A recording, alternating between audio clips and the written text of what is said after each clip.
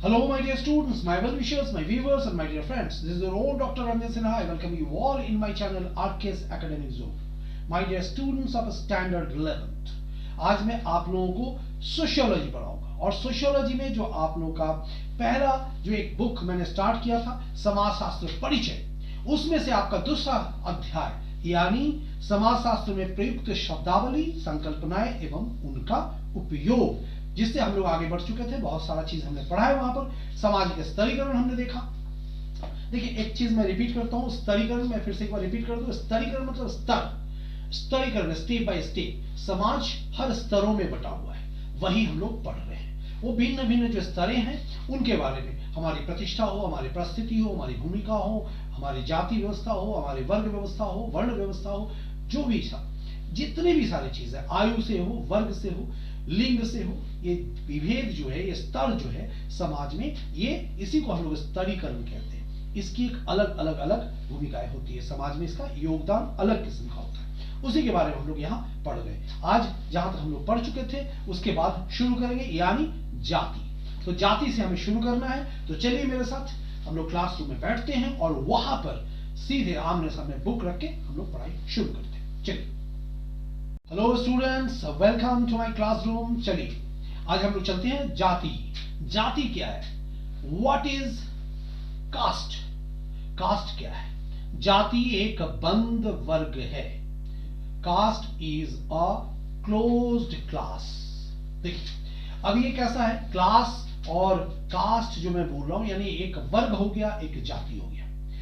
ये आधुनिक जो समाज है वहां वर्ग व्यवस्था हम लोग ज्यादा देखते हैं। जाति व्यवस्था की अहमियत जो है वो यहां पर उतना प्रतीत नहीं होता है, यानी घट चुका है। जाति व्यवस्था आरंभिक यानी पहले हमारे समाज का एक प्रमुख स्तर का आधार था, जहां पर यह चीज हमने देखा कि उसकी अपनी एक प्रतिष्ठा होती थी। जाति के अंदर एक मान्यता होती थी। आप जाति के बाहर नहीं जा सकते हो, बाहर जाकर शादी ब्याह नहीं कर सकते हो, या उच्च जाति, निम्न जाति, इस तरह के बहुत सारे भेद हुआ करते थे।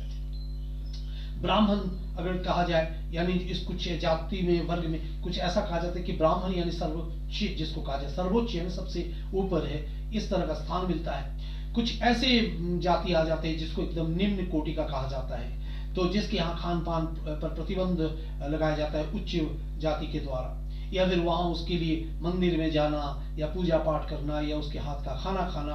तो ये, और कहीं कहीं आज भी समाज में इस तरह की जो चीजें हैं वो विद्यमान है, यानी मौजूद है। तो जाति के बारे में हम लोग थोड़ा देखें। मैंने पहले इसलिए कहा कि कास्ट जो है इज अ क्लोज्ड क्लास, यानी एक बंद वर्ग है। वो बंद हो जाए, संकुचित कुछ विचारधाराएं उसके अंदर देखने को मिलती है। लेकिन वर्ग व्यवस्था जो है वो आधुनिक समाज का देन है, तो वहां एक खुलापन दिखता है। चलिए पहले जाति के लिए हम लोग पढ़ लेते हैं। जाति में क्या लिखा हुआ है, क्या हमको पढ़ना है, तो बुक्स को लेकर बैठिए मेरे साथ और आगे चलते हैं। जाति पर आधारित स्तरीकरण व्यवस्था में व्यक्ति की स्थिति पूरी तरह से जन्म द्वारा मिली हुई परिस्थिति पर आधारित होती है, न कि उन पदों पर जो व्यक्ति ने अपने जीवन में प्राप्त किए होते हैं। यानी वो अर्जित नहीं है, वो प्रदत्त। मतलब क्या है? जन्म से ही, जन्म के उपरांत आपके ऊपर एक मोहर लग गया कि आपने किस घर में आपने जन्म लिया हुआ है। ठीक है? तो अगर आपका जन्म किसी उच्च जाति के यहाँ है तो आप उच्च जाति के कहलाएंगे, अगर निम्न जाति के यहाँ है तो आप निम्न जाति के कहलाएंगे। तो यानी जाति ये है कि जो परिस्थिति की जो बात होती है, या जो वहां आपका जो स्थिति हो जाता है ना, पहले से जाति का जो कंसेप्ट है वो पहले से ही आपकी स्थिति को तय कर देता है, न कि वर्ग व्यवस्था जैसा उसमें खुलापन नहीं है। वो पहले से ही आपका मतलब तय हो जाता है कि आप उच्च जाति के हैं या आप निम्न जाति के हैं। तो कहने का मतलब क्या है? न कि उन पदों पर जो व्यक्ति ने अपने जीवन में प्राप्त किए होते। कहने का तात्पर्य यह नहीं है कि एक वर्ग समाज में उपलब्धि पर कोई योजनाबद्ध प्रतिबंध नहीं होता, जो कि प्रजाति और लिंग सरीखी प्रदत्त परिस्थिति द्वारा थोपा जाता है। जैसे ऐसा भी नहीं मानी पहले से आपको क्या लिंग हो गया, या मानी किसी राजा के घर में जन्मा बच्चा तो पहले से कहलाएगा, उसकी जो स्थिति पहले से तय हो जाता है। लिंग तो पहले से तय हो जाता है कि वो पुरुष है या स्त्री है, जो भी हो। तो ये इसके ऊपर ये कहने का मतलब क्या है, योजना समाज में उपलब्धि पर कोई योजना प्रतिबंध कि उसके बाद आप उपलब्ध क्या करते हो। आप मानो निम्न जाति के भी हैं, लेकिन उसके बाद आपकी उपलब्धि कहां तक जाती है उसके ऊपर कोई प्रतिबंध अभी मतलब जाति के ऊपर बात नहीं आती। इसका मतलब ये नहीं हो जाता कि आपके उपलब्धियों पर कोई प्रतिबंध लगा दी जाए। हालांकि एक जातिवादी समाज में जन्म द्वारा प्रदत्त परिस्थिति एक व्यक्ति की स्थिति को एक वर्ग समाज की तुलना में ज्यादा पूर्ण ढंग से परिभाषित करती है। यानी वर्ग समाज की तुलना में वर्ग समाज अलग हो गया, जाति समाज में जो बात आती है वहां पर जन्म पर ही ज्यादा प्रायोरिटीज मिलता है। परंपरागत भारत में विभिन्न जातियां सामाजिक श्रेष्ठता का अधिक्रम बनाती थी। जाति संरचना में प्रत्येक स्थान दूसरों के संबंध में इसकी शुद्धता या अपवित्रता के द्वारा परिभाषित था। इसके पीछे यह विश्वास था कि पुरोहित जाति ब्राह्मण जो कि सबसे अधिक पवित्र है, जैसा कि मैंने पहले भी कहा आप लोगों को, अभी बाकी सबसे श्रेष्ठ है, यानी और सबसे वो श्रेष्ठ है जाति में। और पंचम जिनको कई बार बाह्य जाति कहा गया सबसे निम्न है, यानी बाकी जिसे कहा गया वो बाह्य जाति यानी वो निम्न जाति के लिए, वो उसके अंदर नहीं आ सकता है। उसके ऊपर बहुत सारा रोक टोक है, रोकथाम है, उसके ऊपर प्रतिबंध है तरह तरह के। परंपरागत व्यवस्था को सामान्यतः ब्राह्मण क्षत्रिय वैश्य और शूद्र के 4 वर्णों के रूप में संकल्पित किया गया है। ये भी मैंने पहले कई अपनी क्लासेस में मैंने बताया था कि पहले हमारे पास वर्ण व्यवस्था था और वहां ऋग्वेद में इसकी चर्चा मिली है, जहां पर यह माना गया कि ब्रह्मा का शरीर को समाज रूपी व्यवस्था माना गया, जहां पर मुंह से जो है ब्राह्मण का जन्म माना गया और ब्राह्मण श्रेष्ठता की प्रतीक माना गया। भुजा से जो है क्षत्रिय का जन्म हुआ, जंघा से जो है वो वैश्य का जन्म हुआ और पैर से शूद्र का, यानी भुजा से क्षत्रिय। क्षत्रिय मतलब कहा जाता है कि क्षत्रिय का कर्म क्या होता है, अन्य जातियों को प्रोटेक्शन देना, सुरक्षा देना, ठीक है, वो सुरक्षा के अधिकारी होते हैं। और वैश्य यानी जंघा से जो है वो व्यापारी वर्ग होते हैं, उनको माना गया जितने भी व्यापारी जो कर्म करके अपना व्यापारिक गतिविधियों से अपना जीवन गुजारते हैं उनको रखा गया। और शूद्र यानी जो पैर से जन्म, यानी उसकी बात सेवा की है, वो सेवा करेगा बाकी सारे वर्णों की। लेकिन फिर भी यह माना गया कि चूंकि ब्रह्मा के शरीर, तो शरीर किसका, ब्रह्मा का, और वो समाज रूपी व्यवस्था के ये चारों वर्ण जो है उसके एक दूसरे का पूरक है, इसलिए उसमें ये ऊंच नीच की बात नहीं थी। परंतु इसके कंसेप्ट के आधार पर जब जाति की व्यवस्था आई तो जाति में ये खास तरीके से देखा गया कि उच्च जाति निम्न जाति या उसमें हीन भाव की या जिसको प्रधानता मिला या जिसको बिल्कुल नीचे के लिए हे दृष्टि से देखा गया या तुच्छ माना गया, नगण्य माना गया या उसके ऊपर प्रतिबंध लगे, तो इस तरह के कंसेप्ट जाति व्यवस्था के अंदर जो है ये देखने को मिली। और ये समाज को एक मतलब इसमें बांटना जिसको कहा जाए, जो हम लोग देख रहे हैं ना कि इसमें जो स्तरीकरण, ये समाज को मुख्य रूप से बांटा है।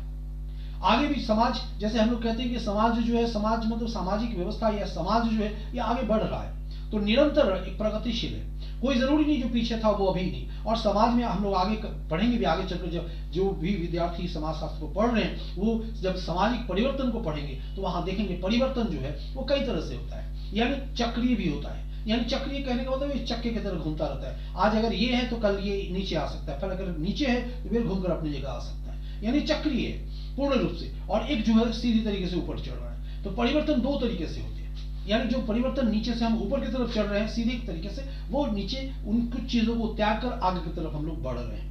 जिन चीजों को हमने सीख लिया, जो हमारे सभ्यता के अंदर आ गया है, तो वो हम आगे बढ़ाते चले जा रहे हैं क्रम में। तो परिवर्तन का एक रूप ये भी है और दूसरा रूप ये भी होता है। अगर ऐसा देखा जाता है, कभी फैशन के दौर पे आप देखें कि कुछ पहले अगर हम लोग कुछ ऐसे पोशाक पहनते थे जो पोशाक में था कि अगर इस तरह का ड्रेसेस थे, वही देखिएगा ड्रेसेस कहीं घूम फिर के फिर बाद में आ रहा है कुछ परिवर्तन लाकर साथ में। पहले अगर आप पुरानी परंपराओं में देखें तो देखिएगा कि औरत लोग जो है कान में बहुत सारे बालियां पहनते थे छिदाकर, फिर बीच में एक फैशन बना जब नए पीढ़ी में भी जो लड़कियां हैं जो कई तरीके से कान छिदाकर उसमें से बाली पहनने लगी।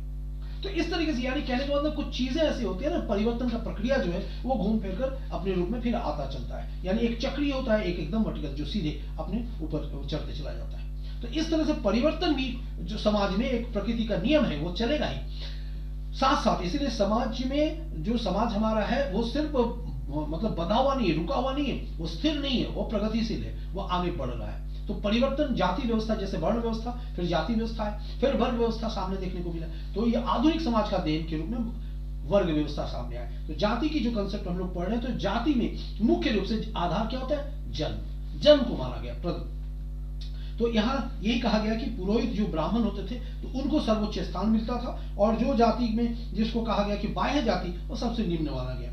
परंपरागत व्यवस्था को सामान्यतः ब्राह्मण, क्षत्रिय, वैश्य और शूद्र के 4 वर्णों के रूप में संकल्पित किया गया है। वास्तविकता में व्यवसाय आधारित अनगिनत जाति समूह होते हैं जिन्हें जाति कहा जाता है, और व्यवसाय पेशा के आधार पर भी अगर देखा जाए समाज में बहुत सारे ऐसे जातियां देखने को मिलती हैं जो उसका आधार बनता है, जिसे हम जाति कहते हैं कि इस जाति के हैं, यानी जाति का एक आधार बनता है। भारत में जाति व्यवस्था में समय के साथ साथ बहुत से परिवर्तन आए हैं। कथित उच्च जातियों की पवित्रता को बनाए रखने के लिए अंतर्विवाह और अनुष्ठानों में कथित निम्न जाति के सदस्यों की अनुपस्थिति बहुत आवश्यक मानी जाती थी। पहले उसके ऊपर रोकथाम था। नगरीकरण द्वारा लाए गए परिवर्तनों ने इसे अनिवार्य रूप से चुनौती दी। प्रसिद्ध समाजशास्त्री A.R. देसाई के निम्न प्रेक्षण को पढ़े। देखिए A.R. देसाई क्या लिख रहे, जाति के ऊपर उन्होंने बहुत सारा रिसर्च किया था। तो उनका ये कहना था, पहले ऐसा था, वो कहा था जब हमारा समाज जो था बंद था थोड़ा सा, यानी कहने का मतलब जब हम परंपरागत रूप से अपना जीविका निर्वाह कर रहे थे, हमारा सबसे पहले आरंभिक रूप से हमारा व्यवसाय क्या था, कृषि। तो कृषि में हम लोग थोड़ा बंधे हुए थे, मतलब एक क्षेत्र में रहते थे, एक साथ रहते थे, वहां संयुक्त परिवार प्रणाली देखने को मिलती थी, तो वहां जो खुलापन देखने को नहीं मिलता था। लेकिन नगरीय व्यवस्था जैसे वहां गांव से समाज नगर की तरफ जहां बढ़ा, यानी औद्योगिक समाज बना, तो वहां वो जो आपस में लेन देन शुरू हो गया, मिल मिलाप शुरू हो गए, तो वहां पर ये बात कंसेप्ट जो कहीं ना कहीं टूटने लगा, यानी जो उच्च जाति या निम्न जाति की बात थी, जो प्रतिबंध था, वो कहीं ना कहीं हटने लगा, धीरे धीरे अपने आप हटने लगा, स्वतः हटने लगा। वहां हम बैठे, जब मजदूर गए, बाहर काम करने गए, तो वहां हम ये पूछकर उससे खाना नहीं खाने लगे कि वो किस जाति के लिए, उसमें भोजन प्रायोरिटी मिला, जिससे भी जहां मिल गया तो हम लोग इकट्ठे बैठकर बांट के खाने लगे, और हाव भाव मिल गया, एक दूसरे से मिलाप बढ़ गया, एक दूसरे के घर आने जाने लग गए, दोस्ती बढ़ गई वहां। तो इस तरह से वो अपने आप, यानी नगर आते ही, नगर जो गांव से जब हम नगर की तरफ गए ना, जहां औद्योगिकरण देखने को मिली, तो कृषि व्यवस्था को छोड़कर जब हम शहरी बने, यानी नगर की तरफ गए, और वहां हमारा नगरीकरण हुआ, हमारा औद्योगिकरण बढ़ा, तो वहां पर जाति का ये कंसेप्ट कहीं ना कहीं टूटने लगा, और वहीं से वर्ग व्यवस्था का जो सिस्टम है वो कहीं ना कहीं आगे से आने लगा।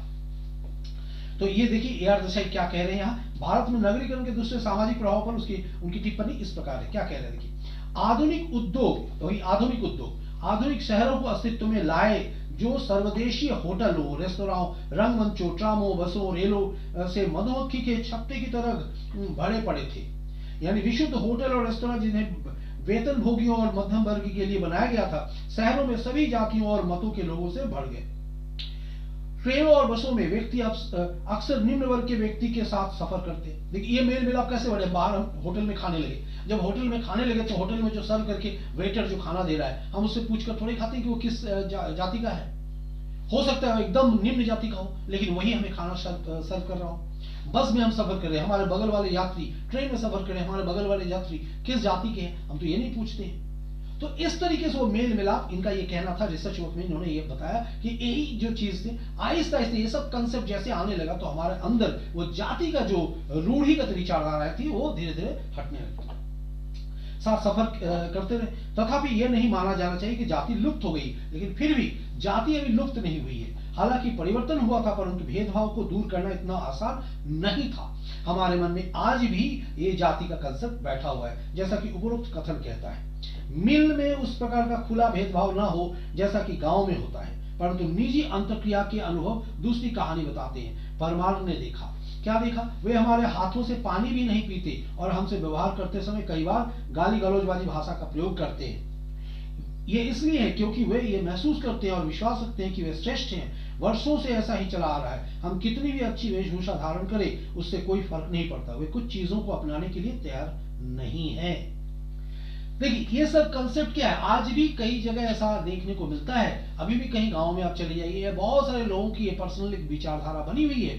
आज भी अगर ऐसा होता है कि जाति के, अपने जाति को छोड़कर अगर उस घर के बेटियां बाहर कहीं जाकर शादी करती हैं, किसी अन्य जाति में शादी करते हैं, तो यहाँ तक कि मारधार भी हो जाती है या खून खराबे भी हो जाती है।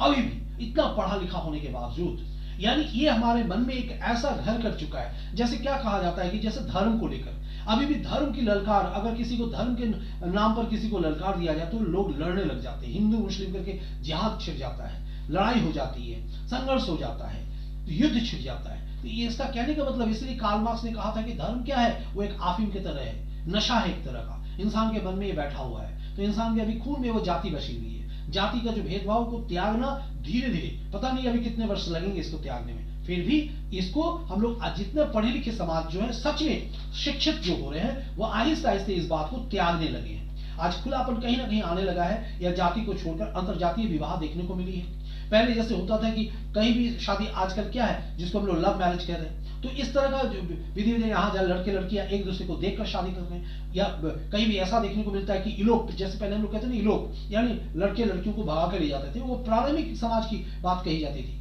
हठ विवाह या पलायन विवाह तो आज भी ये समाज में कहीं कहीं देखने को मिलती है। तो ये तो चलता ही रहेगा, एकदम खत्म नहीं हो जाएगा, मगर हमारे सोच, हमारे विचार में कहीं ना कहीं कुछ न कुछ परिवर्तन आ रहे हैं।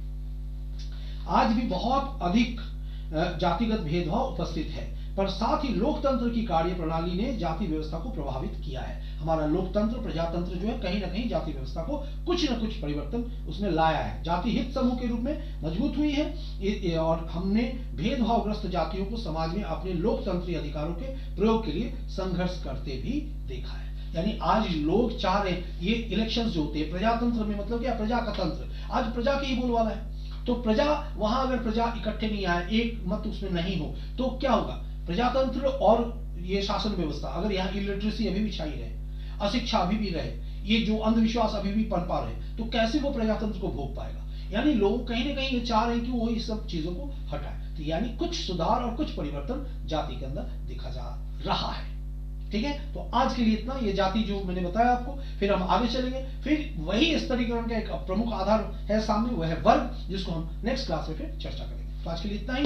चलते चलते आप लोगों को फिर मैं बता दूं, जितने भी स्टूडेंट्स इसको क्लास मेरा देखेंगे या देख रहे हैं, इससे फायदे उठा रहे हैं, तो उसको मैं पुनः बता दूं कि आप लोग इस चैप्टर्स को अच्छे से पढ़ेंगे और इसके शब्दार्थ को समझेंगे, छोटी छोटी चीजों को समझेंगे, और लघु उत्तरीय प्रश्न जो है उसको बनाने का प्रयत्न करेंगे, और खुद पढ़कर उसको बारंबार कॉपी में लिखने का कोशिश करेंगे। क्योंकि मैंने शुरू से ये चीज कहा है कि एक अच्छा स्कोर करना है, और वो स्कोर हमारे लिए एक गोल है, यानी 75% एंड अबव। इसको हमेशा याद रखेंगे। चलिए, अगर आपको मेरा वीडियो अच्छा लगता है तो इसको आप लाइक करें, इसको शेयर करें, सब्सक्राइब करें, और अपने दोस्तों में ज्यादा से ज्यादा और जल्द से जल्द फैलाएं। All the best, thank you, फिर मिलते हैं।